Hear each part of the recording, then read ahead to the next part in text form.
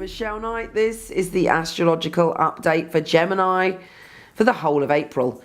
And it is an action-packed month with a lot occurring.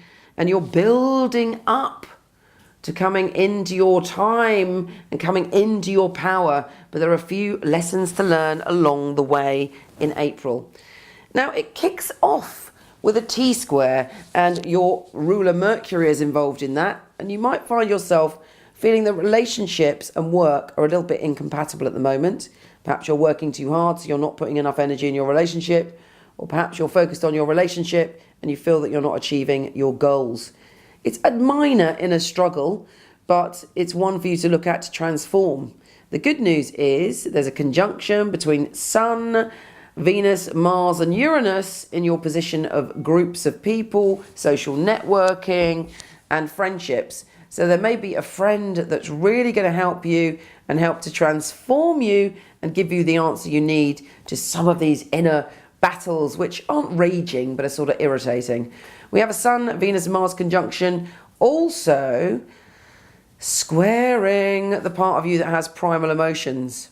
You may have had situations in the past connected to jealousy or feeling powerless, and some flavour of that may come up at the beginning of the month. And basically the whole message is to deal with things, to let go of any fear, and to don't just detach your emotions, but face some of the painful things in the past, because then you will be free. And I think the first week of April may be bringing up some of those issues. However, on the 10th, there's a new moon. I love new moons because it brings all of us a new cycle. And the cycle for you is all about friendships and groups of people. You may shed a friend who you've outgrown. You may meet a new friend, but it's new beginnings in friendship. And also your ability to relate to groups. You're feeling very positive, optimistic at this brand new cycle. And that should kick in mid-month. Mercury, the planet of communication, is also going to the position of friendships and communication. In fact, that's a lot of the energy of this month is focused on that for you. Now, Venus, the planet of love, however, is dipping in to your mystical place. It does this every year. And there's a part of you, if you look back to last year and all the years in your life, what did April represent to you? What mystical experiences did you have? Did you end up meeting people around this time of year who had an impact on you, or you felt you had a soul connection with? Look out for it. There are strange synchronicities and coincidences that could bring you some interesting adventures around that time. Also, we have Moon and Jupiter conjunct in your sign on the 15th, and you're like, God, I feel great about me. I'm able to come up with something fabulous or some kind of bit of good fortune could just drop in on your lap, and you're like, yes, I feel quite excited, and so you should. Now, Mars, the planet of action, is also going into your position of spirituality, which may make you a little bit dreamy from mid-month to the end of the month. Sort of, so you've got lots of ideas about what you want to do, and you feel really connected, but it's quite difficult for you to be practical. Make sure that you write down or communicate these amazing ideas and use them in the future. But now is the time for dreaming, intuiting, and the mysterious in your life. It's a very mysterious mid-month altogether.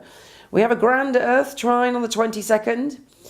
And for you, it's about your security. You're going to feel that you want security. You also might find, actually, that some things you're intuitive about and some things you may get a little bit insecure or even paranoid. So really examine your emotions around the 22nd to see where you're going and to see what it is that's being stirred up in you.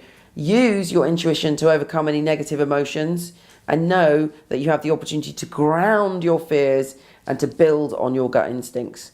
There's a full moon on the 25th, and for you it's a time to really go within, to nurture yourself, to look after yourself, to head towards the healthy in your life. And towards the end of the month, we have a Sun and Mars conjunct in your position of your dreams. You may find that people towards the end of the month are going, what's the matter with you? You're being a bit airy-fairy, or that idea is just pie in the sky. I wouldn't listen to them. I would write down your dreams and your ideas. I would trust your spirituality. Go with the flow, but obviously keep your feet on the ground. You know, tune in to all that Taurus energy around, and know that you can achieve some of those things that appear mystical and magical to other people. There's a likelihood that you can ground it and make it happen. So believe in you. Take care, and I'll speak to you soon.